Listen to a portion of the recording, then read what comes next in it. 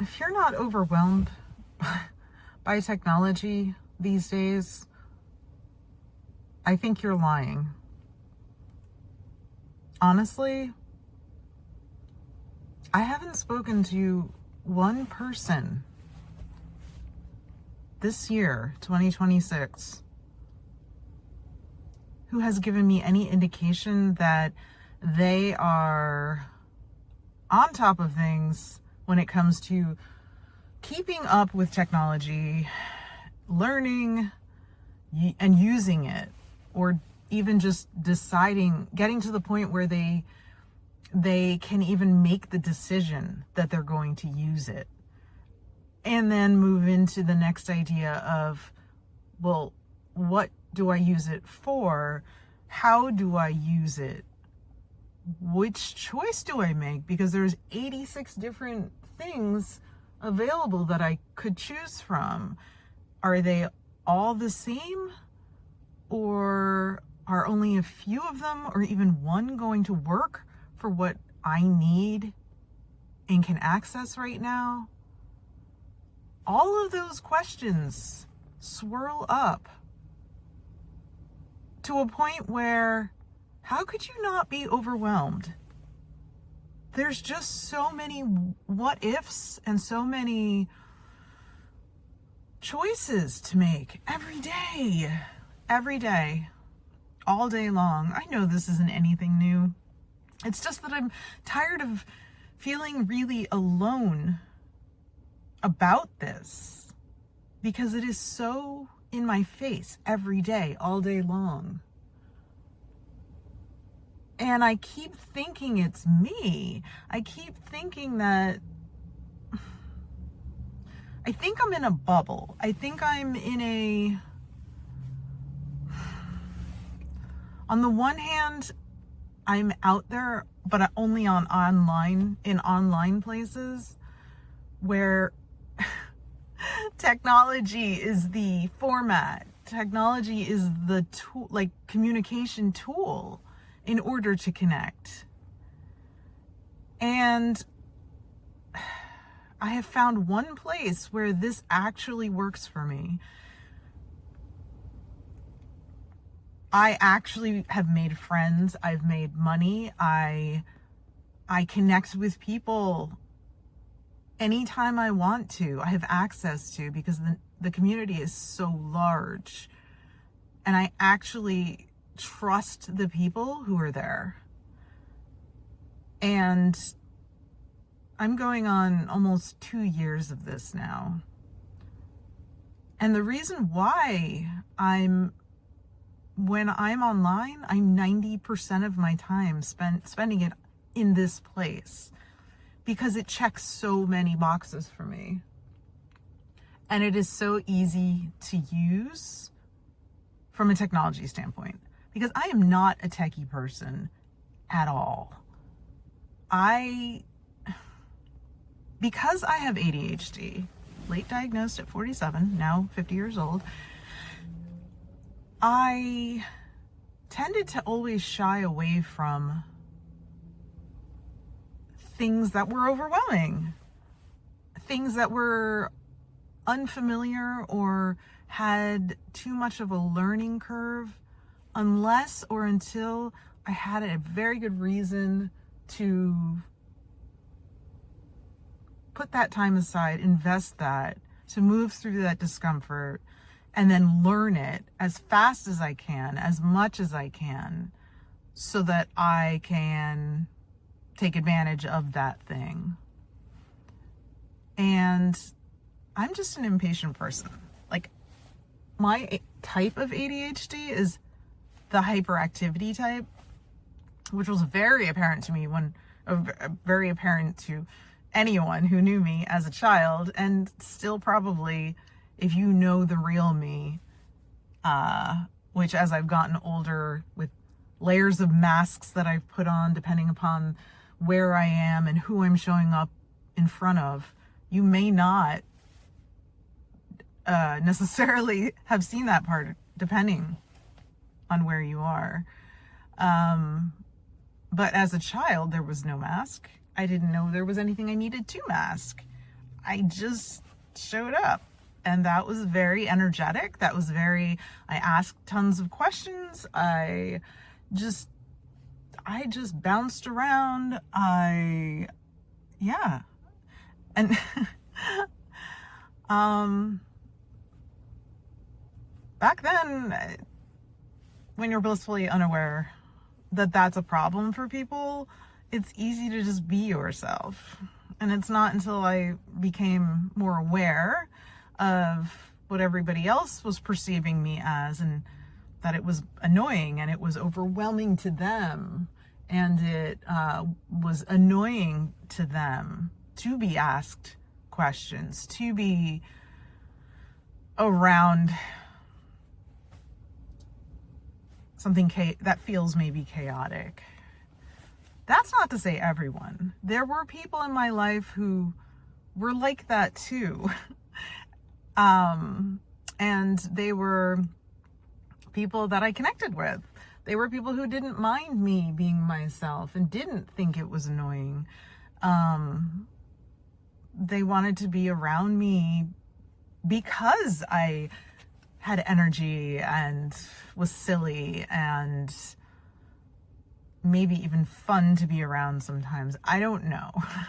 I've never actually polled the people who I feel like love me and like me for who I am, what it is exactly that they do. I guess I still think that there's got to be something there, and that just more than makes up for all of those things that I just mentioned, that they're just tolerating, that they don't actually like those pieces of me. They tolerate those pieces of me, but they like or love other pieces of me more, and so it balances out. So yeah, I'm going to put a pin in that because I completely lost my train of thought, as one does when one has ADHD and is currently going through menopause. To get back to it, overwhelm is not something that I want to stay in. It is not a state that feels good. It's not productive. There's nothing good about overwhelm. I can't think of one productive or helpful thing about it. And yet, I feel like it's the one word that describes my life for the past, 25 years at least, maybe 30. Holy shit, how are we not overwhelmed all the time? And I'm just talking about like in my personal life for those things, right? But also in our work life. And now we're told in the last couple of years, again, it's the same thing where you start to see peaks of it and then it keeps evolving and growing to the point where you're like, it's in your face, 24/7 changes, and trying to keep up with learning about AI and not knowing whether we should be scared of it or we should be embracing it, or are we bad people because we embrace it and use it? Or are we smart people because some of us need it in order to reduce the overwhelm and keep ourselves organized and try to reach our goals so that we can provide for our families? There are all of those things at play all the time, and so many decisions from the moment we open our eyes. Do we check our phones or do we not check our phones first? There are people doing both, right?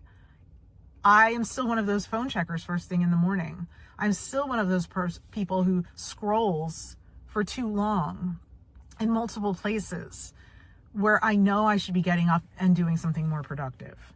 But it's easier to just lay there and look. I'm so aware of it, and I know there are things I can do, and I've gotten much better about it.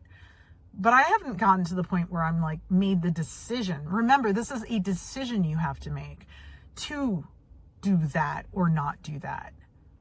If I decide I no longer want to ever have to decide whether I pick up my phone or not, then that means I have to decide to put my phone in another room where I don't have access to it. And I haven't made that decision yet. And sometimes I'm like, well, why not? Why not?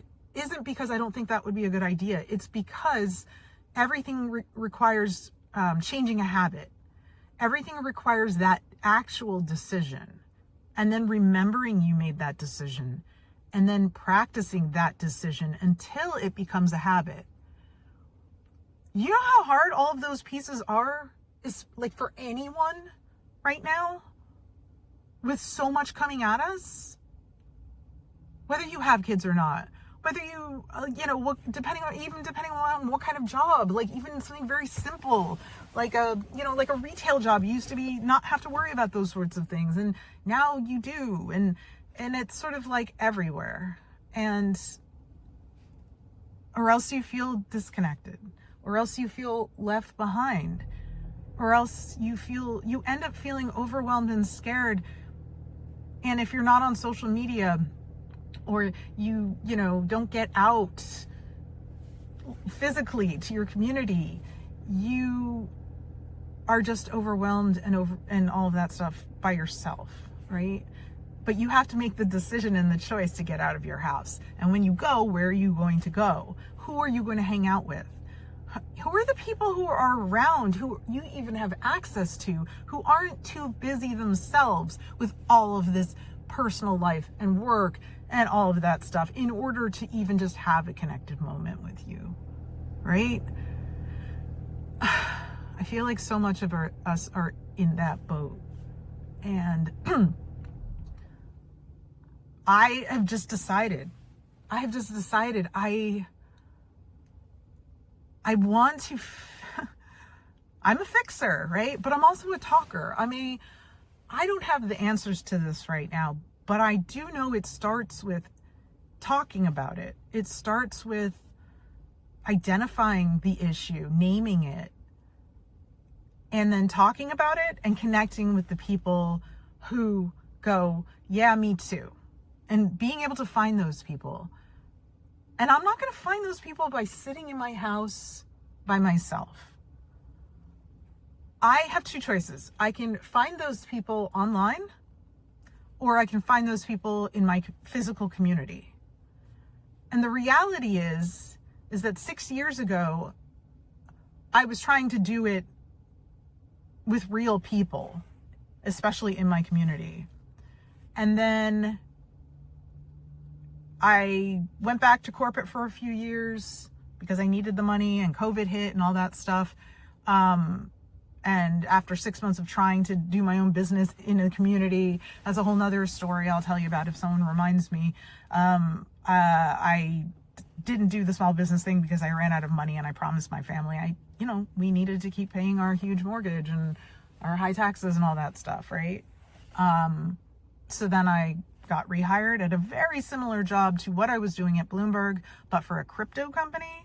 The last thing I would have ever thought, but I was like, hey, I don't know anything about it. Who am I to judge? Maybe it's like, whatever, I'll learn something. And the opportunity was right there. I needed the money. It was for the same person who I worked for years and years and years at Bloomberg. That same person moved to a different company, started his own team, and then invited me in. So of course I'm going to say yes, right? It's comfortable.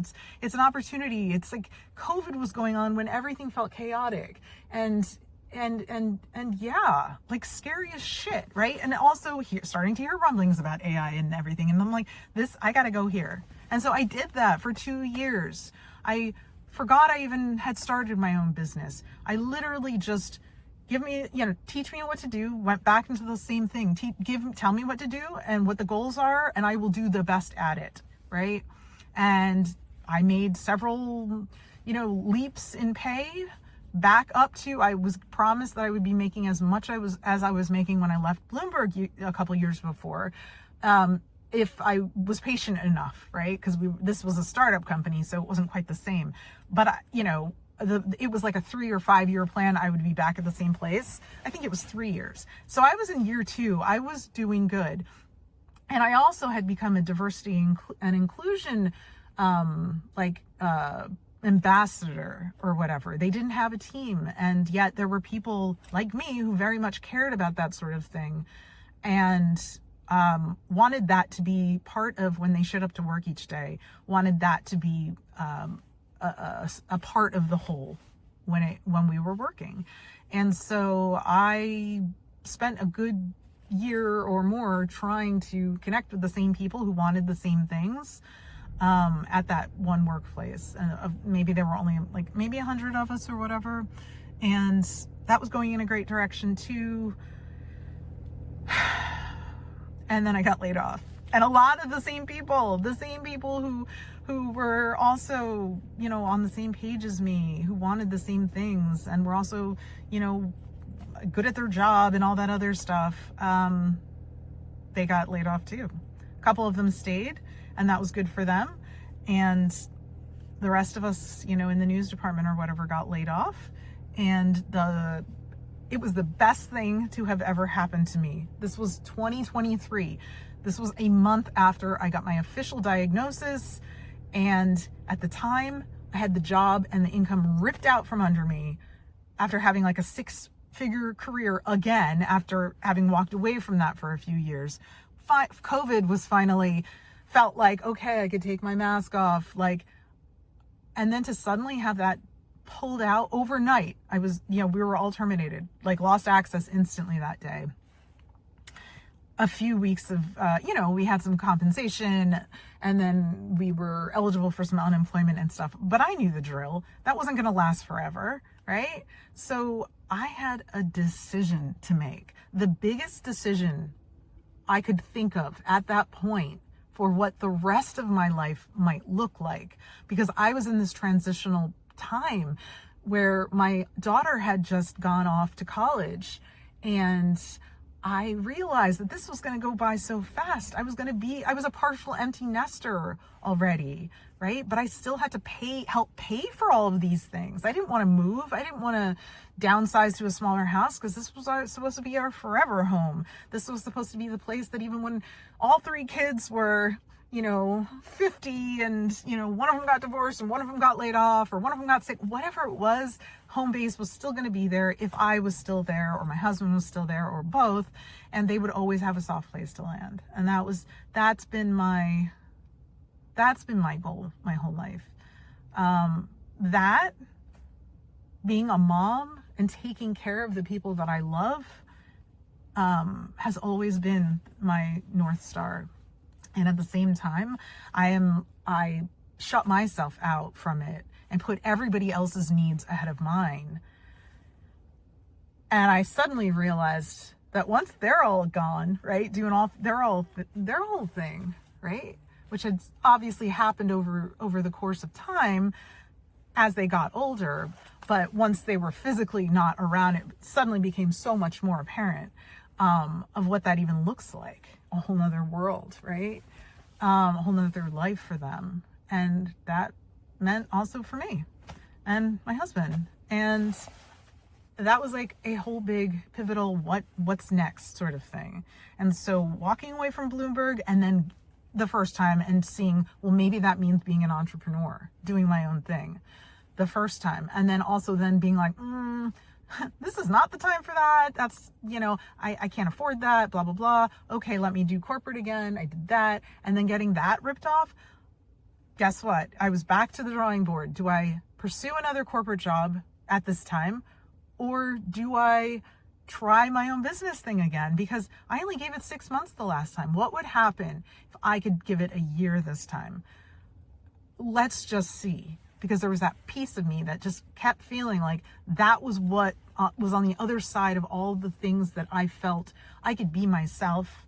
I could work with and for people who aligned with my values, who didn't treat me like shit, who didn't make me feel like, like my values butted up against theirs in order to get paid. All of those things. I then had control over those things. But I had to build that from scratch, right? And I knew where to start. So I did freelancing for news places, right? For like a month or two. I got some money rolling in, whatever. But between August of 2023 and then January of 2024, I was really, really like, can I do both? Should I do both? Should I just do one? I applied for jobs, didn't get them, and then had to make a decision. either I'm going to go all in on this like freelance kind of job that paid well enough, right? But I absolutely did not like at all. It was all dry financial stuff, but it paid the bills. Or like, that's the responsible thing. Or do I say, I can't do both? I'm the type of person that puts everything into whatever they're doing, right?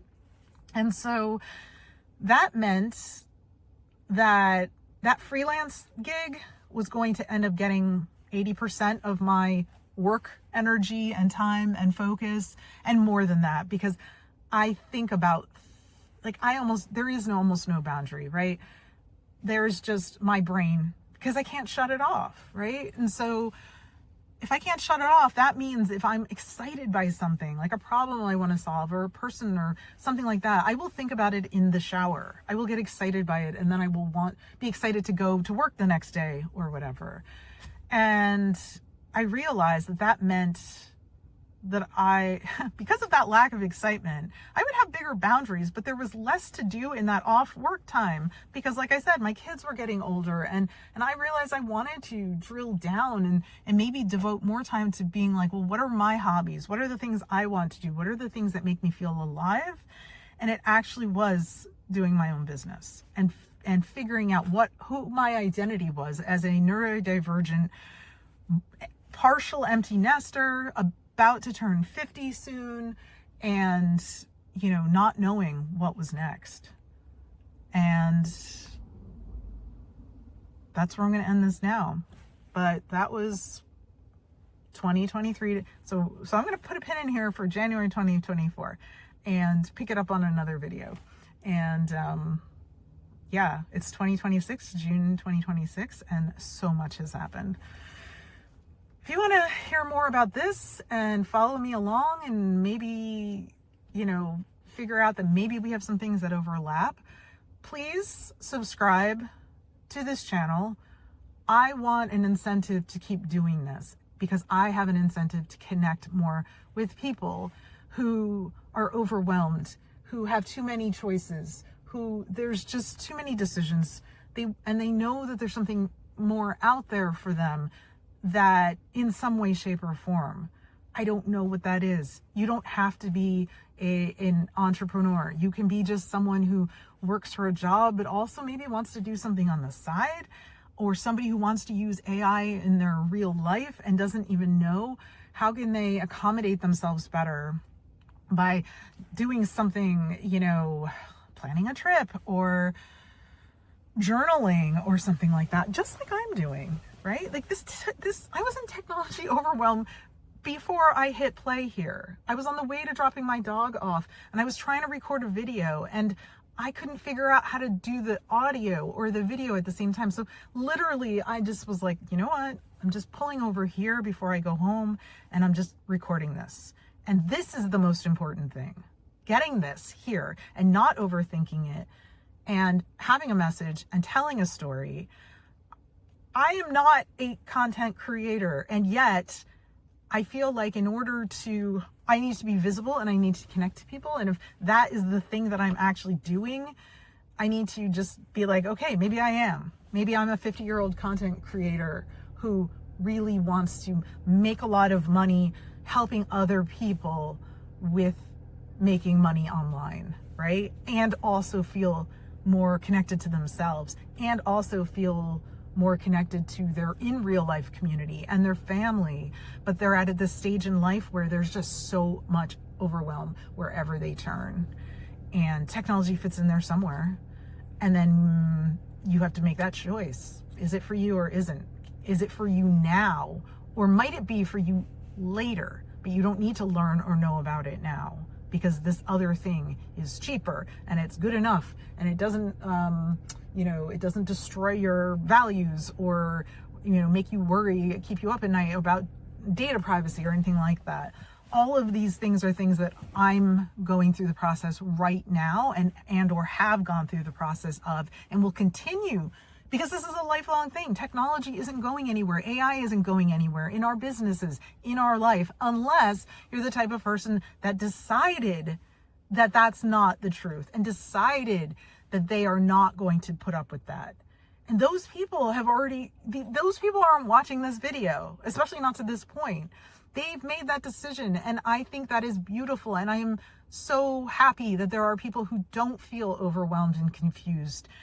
And because they are like, I'm going to go off the grid, or I'm going to do this, or I'm going to spend my time pushing back and hanging out with only the people that also in community with those same people who make that decision. And they know that that's right. And I think that's beautiful. I want to find my people, because those aren't my people. You know, like, my people are the people who know that there's a place somewhere here and want to figure it out before we die, right? And but like, figure it out together. Figure it out in a way that makes us less overwhelmed, that makes us more comfortable, that lets us sleep at night and breathe and just have some fucking fun while we're doing it, right? Like, whatever our goals are. Mine is to be happy and make more money so I can afford the lifestyle that I pay a lot in the ADHD tax, like, so much. Like, I have to accommodate myself. And it's hard to do that when you don't have the money to do that, right? I need things to be simple. I need things to be faster. I have terrible memory. I have trouble with executive functioning. I can't prioritize. I have trouble planning. All of those things take a lot of time and a lot of energy and they deplete me and they're exhausting. And what does that leave me time for? What does that leave me energy for? How would being in that chronic state make me less anxious or more happy? It won't. It isn't. And this is my decision. I am deciding that is not the way I want the rest of my life to be. I have been in this state for too long, and making decisions quicker, being less overwhelmed because I'm hanging out with people who are smarter than me, but also sharing what I learn from here and here, cherry picking those things. And not trying to figure out, do I need to know all 3,000 people who are really smart, or can I just pick 3? Can I just pick the 3 people who are in my ecosystem right now, who I find enjoyable to watch and learn, who I trust? Can I just use those and distill that down into something that I believe and I have the bandwidth for, and also then offer some of that to other people who didn't know those other smart people, right? Maybe just came across me. And now they're like, oh, I like the way she talks about it. And not that you're only going to listen to me or hang out with me. That's not the end game here. It's to maybe just only have 5 minutes, or maybe just have 1 hour a week. But know that when I talk to you and what I talk about, there's going to be something that you're going to think about in a different way. There's something that's going to resonate with you where you go, me too. And that's going to make you want to watch another video, and not in an addictive way, but in a, Allison's going to be here talking about these things in some way, shape, or form. I do not need to listen to all of her stuff. I do not need to binge that stuff, but if I wanted to, I could. And if I just want to have a conversation with Allison, where would I even find her? This is very one-sided, right? Me talking out here to a bunch of people I don't know. I don't want that. I know that the online community that I'm building on, and that's what I'm building my business on. I know that I have a place now to go to collect people like that. Like, this video is not the end game. This video is me talking and gaining trust and helping people and giving value, and then being like, hey, if you want to connect on a easy to use platform that's so much less overwhelming, and if you are feeling overwhelmed when you're here, I absolutely know how to circumvent that. And that all starts with, tell me, what parts are overwhelming to you? Is it overwhelming because you don't know how to use it? Is it overwhelming because you didn't know you could turn your notifications off? I know the answers to all of these things, right? And that's what I'm going to be creating, a community for people to come to. And I'm going to walk them hand by hand, step by step, where they are, meet them where they are, no matter what stage, right? There's going to be people who don't need to be where I am. And there's going to be a lot of people who are. And so I'm talking to you guys who are at the beginning of this. You don't already know everything. you don't already have all the people and need to put your blinders on. Stay with those people if you're that people. But if you're not yet, and you don't want to be off the grid completely and continue to feel overwhelmed and scared and feel like you're spinning your wheels, stick with me, because I don't give up. I am persistent. Until I die, I am going to be figuring out how to take care of myself, figuring out how to take care of my family, how to do it in alignment with my nervous system, my brain, and just my personality, my identity, figuring that out, all of those pieces. And like I said, I want to do it with other people. I don't care if it's 5 people or it's 5,000 people. If you're out there, I want to hang out with you, right? So if any of this resonated with you, please just drop a like, subscribe to my channel, leave a comment. The comment would be almost the best. If you think you're never going to want to listen to me again or whatever, or you didn't really like this video, but you have something to say, please drop it in the comments, because that's the way. That kind of feedback means that somebody out there heard this. And even if it's something mean, I don't care. It's something, right? That's the first step. Take care.